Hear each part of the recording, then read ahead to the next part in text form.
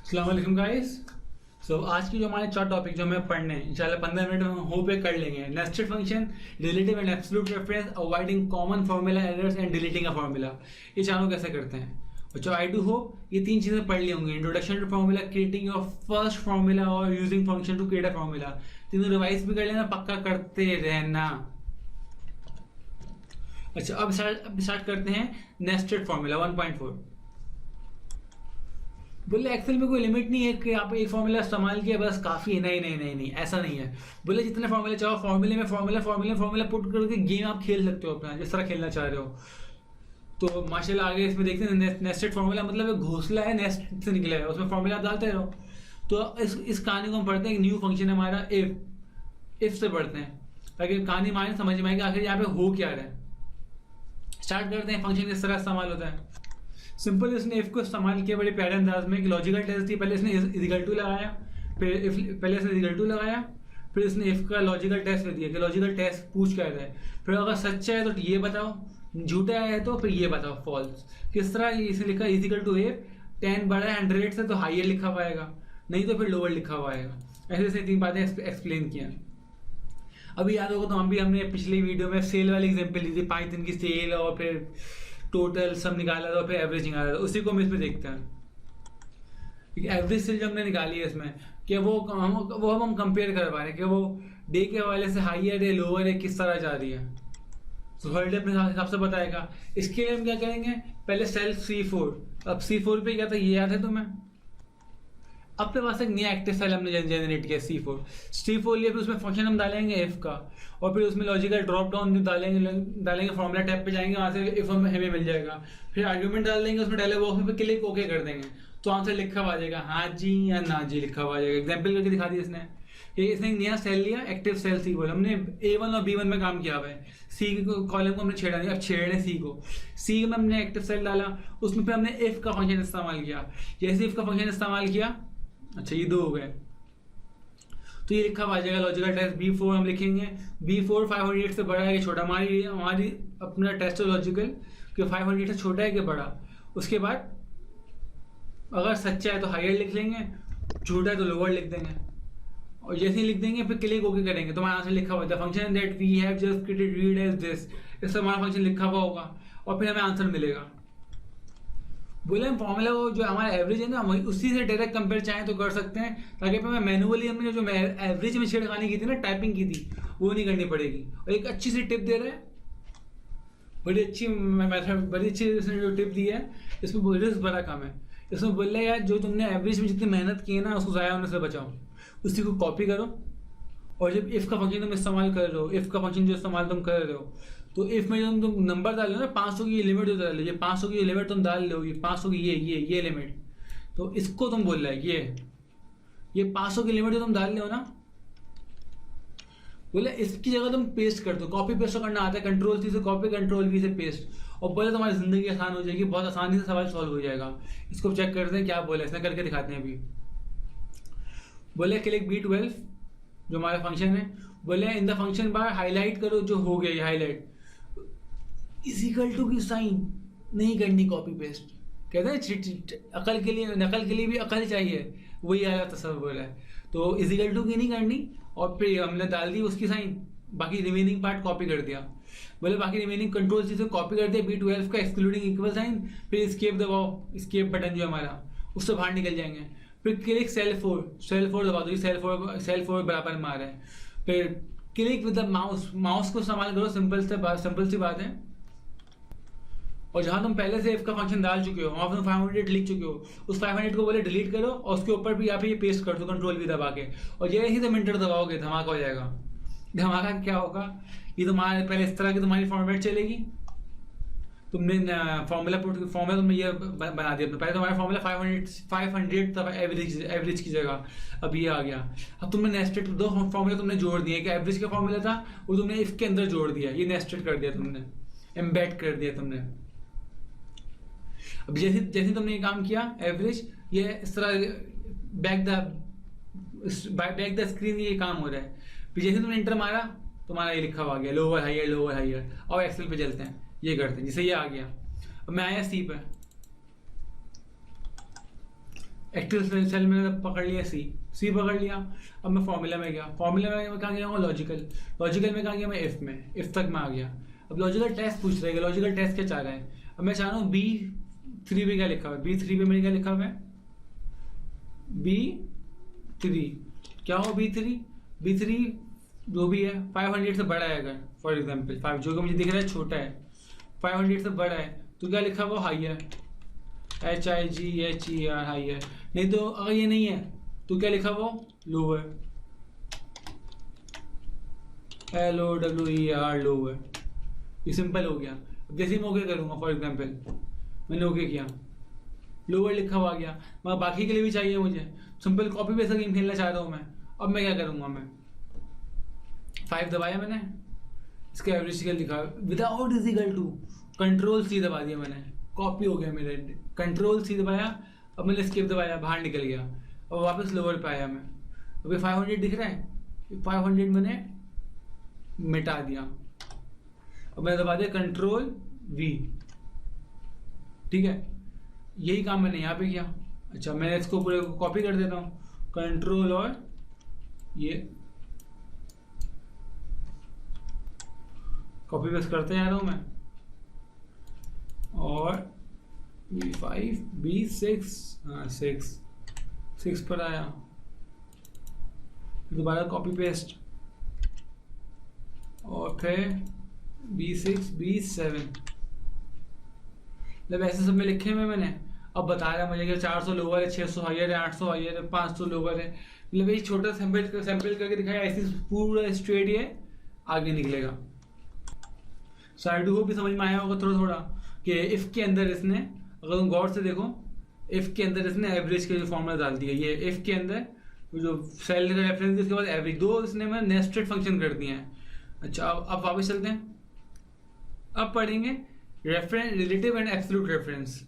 इसमें क्या है, रेफरेंस में और ये उसमें क्या कह रहा है, एब्सोल्यूट में, रिलेटिव में और एब्सोल्यूट में, sorry relative and absolute references में दो बातें कर रहा है। बोले रिलेटिव में क्या होता है यार, दो सेल्स को आप मल्टीप्लाई कर रहे हो, फॉर एग्जाम्पल A1 को A2 से कर रहे हो, और उसका आंसर आप A3 में चाह रहे हो। सेल मतलब मैं एक्टिव सेल का नाम ले रहा हूँ, आई डू होप तुम्हारी अंडरस्टैंडिंग सेल से बढ़ गई होगी। मैं चाह रहा हूँ A3 में A1 A2 का प्रोडक्ट आ जाए, दोनों को मल्टीप्लाई करके। अब मैंने जो चीज़ डाली है A3 में, इसी को कॉपी करके मैंने D3 में डाल दिया, मल्टीप्लाई करके दो मुझे आंसर। अब D3 में ऑटोमेटिकली अगर ये हो रहा है कि वो D1 और D3 को मल्टीप्लाई करके, D1 और D2 को मल्टीप्लाई करके दे रहा है, तो ये कहलाएगा रिलेटिव। जिस तरह मैं कॉपी कर रहा हूँ, तो जो जिस तरह अल्फाबेट को मैं कॉपी पेस्ट कर रहा हूँ, ऊपर जिसकी सेल्स हैं, जो A1 A3 जहाँ A1 A2 मल्टीप्लाई होता था, अब यहाँ पे D1 D2 मल्टीप्लाई हो रहा है, इसको बोलते हैं रिलेटिव। और अगर मैं एब्सोल्यूट चाह रहा हूँ, नहीं यार ऐसा ना हो, एब्सोल्यूट रहे, उसके लिए मुझे F4 एक की आती है, F4 फंक्शन F4, वो इस्तेमाल करनी होगी, सिंपल इज दैट, ये इसने यहाँ पे बोला है। यहाँ पे इसने एग्जाम्पल दी इतनी बड़ी कि यहाँ पे A1 A2 मल्टीप्लाई किया, D1 D2 हो गया, ये सब बता दिया इसने। रिलेटिव सेल रेफरेंस बता रहा है, enter the formula into cell A3, तो कॉपी इसने किया B3 में, तो B1 B2 बन गया, सिंपल। इसने एग्जाम्पल यहाँ पे दी, ABC 3 कॉलम लिए, 1 6 2 6 3 6 का इसने लिया। अब 3 में इसने ऑप्शन दिया, 3 में इसने बोला यार क्या कहते हैं, 3 में इसने बोला A1 A2 को मल्टीप्लाई करो, उसने इसने ये चीज़ यहाँ कॉपी कर दी। तो यहाँ पे कॉपी पेस्ट क्या हो रहा है, B1 B2 किया इसने, A1 A2 था, तो वैल्यू क्या आएगी, फिर वैल्यू भी उस हिसाब से आएगी, फिर 6 और 12 आ रही है। अच्छा अब जा रहा है एब्सोल्यूट रेफरेंस, यार ये क्या हो गया, मैं तो चाह रहा हूँ जो यहाँ पे 6 आ रहा है, यहाँ पे 6 है, ये इन दो को मल्टीप्लाई करें, उनको क्यों, इसको क्यों कर रहे हैं, तो इसका आंसर निकाला इसने एब्सोल्यूट सेल रेफरेंस। इसमें क्या होता है, क्लिक ऑन सेल A3 को तुम काम कर रहे थे ना, वो हाईलाइट हुआ, उसे तुम दबा दो F4, A3 पे क्या दबा दो F4। अब तुम करो कॉपी, अब करो तुम पेस्ट, अब वो वैसे का वैसे ही रहेगा, A1 A2 दिख रहे हैं यहाँ पे। अब तुमने इसको कॉपी पेस्ट किया, पहले ऐसा था लिखने में, अगर तुम्हें नजर आ रहा हो, ये पहले ऐसा था, अब ऐसा जब तुमने कॉपी पेस्ट किया तो ये ऐसा हो गया, साफ नजर नहीं आ रहा, भी मैं करके दिखाता हूँ। अच्छा अब ये हो गया। अब इसके बाद जब तुम कॉपी पेस्ट करोगे ना, तो एज इट इज यहाँ पे जो चीज़ आंसर है, वही आंसर यहाँ पर आ रहा है हमारे, एज इट इज हू बहू, थोड़ा धुंधला हो रहा है, हाँ एज इट इज हू बहू, इसकी बहू किसकी बहू, अच्छा, अब इसको सॉल्व करते हैं एक्सेल में, कैसे हुआ ये। नई शीट खोल देते हैं। अब ये आगे जैसे कि अब मैं चाह रहा हूँ कि दोनों मल्टीप्लाई हो, ये A1 और A2। इस पर मैं आया, ठीक है, सिंपल। यहाँ मैंने लिखा इजिकल टू लिखा A1, मल्टीप्लाई करना है, मल्टीप्लाई की साइन डाली मैंने, और A2 लिख दिया मैंने, A2। ये 2 सेल मेरे पास आ गए, ठीक है। अब मैं इसको कर रहा हूँ कॉपी पेस्ट। अच्छा, अब ये आ गया। अब मैंने सी को दबाया, अब मैंने दबाया कंट्रोल सी। अब मैं यहाँ पर आया, अब मैं लिखूँगा कंट्रोल वी, देखो 12 आ गया। ये सिमिलरली यहाँ कंट्रोल वी लिख रहा हूँ, 18 लिखा हुआ आ गया। ये क्या मसला है, मैं इसको सेल को कर रहा हूँ, मगर रिलेटिव का मसला है। क्या मसला है? रिलेटिव का मसला। अच्छा, अब मुझे क्या करना पड़ेगा, अब इस पर मैं इसको मैं कह रहा हूँ कॉपी पेस्ट। अच्छा, इससे पहले मैं इसको दबाऊंगा F4। पहले ऐसा था, मैंने एक बार F4 दबाया, ये हो गया। जब मुझे वो A1 को भी F4 करना है, उस पर F4 दबाया, अब मैं दबाऊंगा एंटर। ये तो आंसर वही था, पता नहीं चला फर्क क्या है। पर अगेन मैंने दबाऊँ कंट्रोल सी, अब मैं दबाया कंट्रोल वी, वही आ गया। इस पर दबाया कंट्रोल वी, वही आ गया। मतलब डॉलर की यहाँ पे देखो, डॉलर की यहाँ पे भी इज्जत है। डॉलर ने बोला है रुक जाओ, रुक गया ये, और उसने कुछ भी नहीं किया। मगर ये कि दोनों सेल और नंबर, दोनों अल्फ़ाबेट A1 और A2, दोनों के अल्फ़ाबेट जो A दोनों को डॉलर से मैंने कंसाइज कर दिया है, दोनों को मैंने डॉलर से घेर दिया है। तो मेरा ये मसला हुआ, ये याद रखना कि दोनों को डॉलर से घेरना है। मतलब $4 का खर्चा हुआ है, 1 2 3 4, ठीक है। ये भी अल्हम्दुलिल्लाह हमारा हो गया। अब नेक्स्ट टॉपिक हमारा अवॉइडिंग कॉमन फॉर्मूला एरर। बड़ा अच्छा है कि अपने एक चार्ट बना दिया है। तुम लोग जो गलतियां करते हो, या हम लोग या कोई भी गलतियां करते हैं, कॉमन एरर क्या है उसको अवॉइड करो, ताकि मसले ही ना हो। Avoid common error, point overlook और कमेंट दे रहे हैं। पहले बोले रोकड़े की बात पर आते, तो पहली फुर्सत में बताता हूँ तुम्हारा करेंसी क्या है, पी क्या है, रुपीज बड़े धर्म है। ऊपर से कॉमा लगाना सीखो, तो कॉमा एक्सेल में लगा लो। बोले दोनों काम ये नहीं करने, ना तुम्हें नोटेशन लगाने करेंसी की, ना कॉमा लगाने, दोनों काम तुम्हें नहीं करना। ये जो पी क्या है और ये कॉमा दिख रहा है तुम्हें, कॉमा, ये दोनों काम नहीं करने, कैलकुलेशन में मसला होगा। सिंपल सा है, सिर्फ नंबर डाल दो, बाकी एक्सेल बोले मेरा काम है करना, तकलीफ क्यों दे रहे अपने आप को आप। सेकेंड पॉइंट, अब यहाँ पे क्या होता है, तुम लोग क्या करते हो, इंक्लूड अ पार्ट, जो रास्ता जोड़ते हो, एक्सटर्नल वर्ब बुक जो हमारी होती है, जो एक करंट वर्ब बुक है उसके अलावा एक्सटर्नल वर्ब बुक, उससे रास्ते जोड़ते हो। अक्सर मतलब भूल जाते हो। अब कमेंट क्या बता रहे हैं कि जितने भी लोग लिंक बनाने हो ना, शुड लाजमी include a part two the source verb book. जो सोर्स है ना, वहां से लिंक का ये कह रहे हैं, रेफरेंस कर दो अदर वर्कशीट्स को, मतलब एक ही वर्कबुक में काम कर दो, रेफरेंस दे दो अदर वर्कशीट पे। Should be made in single quotation mark, single, एक डबल कोटेशन होता है, एक सिंगल कोटेशन होता है। मगर ये वहाँ पे लाजमी है जहाँ पे अदर नाम में शामिल तुम कर लो alphabetical character, such as hyphen डाल लो, प्लस डाल, जो कि नॉन अल्फाबेटिकल कैरेक्टर्स हैं, ये प्लस हाइफन। तो यहाँ पे तुम्हें ज़रूरी है कि कोटेशन, सिंगल कोटेशन, सिंगल हो। जैसे हम लोग को शादी, तो हम लोग अल्लाह का शुक्र है शादी नहीं हुई, सिंगल है, वो सिंगल कोटेशन मारा। चौथा पॉइंट बड़ा मसला होता है, भाई गूगल नहीं तुम्हारी गलत सलत बातें समझेगा। एग्जैक्टली जो तुम्हारी रिक्वायर्ड आर्ग्यूमेंट है ना, एग्जैक्टली हु बहू, word to word, I to I, वो गाना आई टू आई नहीं, मतलब एकदम कांस्टेंट चीज, आइडेंटिकल कहते हैं जो, वो होनी चाहिए। ये डायलॉग तो वही आगे बोले, specified argument must enter exactly required number, अगर वरना फिर वो रॉन्ग नंबर मिलाते तो क्या होता है, सिंपल से पता है, बताने की जरूरत नहीं है। भाईजान रेंज बना रहा, रेंज मतलब एक सेल से दूसरे सेल के दरमियान की पूरी रेंज तुम खींच रहे हो कहीं भी किसी भी काम के लिए, तो वो कॉलन, खड़ी आंख, दो नुकते हैं ना, ऐसे होता है, दो ऐसे होगा, तो अपने आप मुंह यूं कर लो, तो ये इस्तेमाल करो। अक्सर लोग क्या करते हैं, खुद बोले एक्सीडेंटली गलती से हाइफन इस्तेमाल कर देते हैं, जो कि एज अ माइनस ऑपरेटर इस्तेमाल होता है। हाइफन एज अ माइनस है और हमें कॉलन इस्तेमाल करना है। लोग यूं मारते हैं ना उंगली आंखों में, तुम्हें यूं मारनी है। और फिर ये लास्ट पॉइंट बता रहे हैं, ब्रैकेट्स के बड़ा मसला होता है। ब्रैकेट लगा, कहाँ लगाना है, कहाँ क्लोज करना है। ब्रैकेट के अंदर ब्रैकेट लगा रखे हो तो उसको तुम क्लोज कर दोगे नहीं कर रहे, बोले इधर रखो।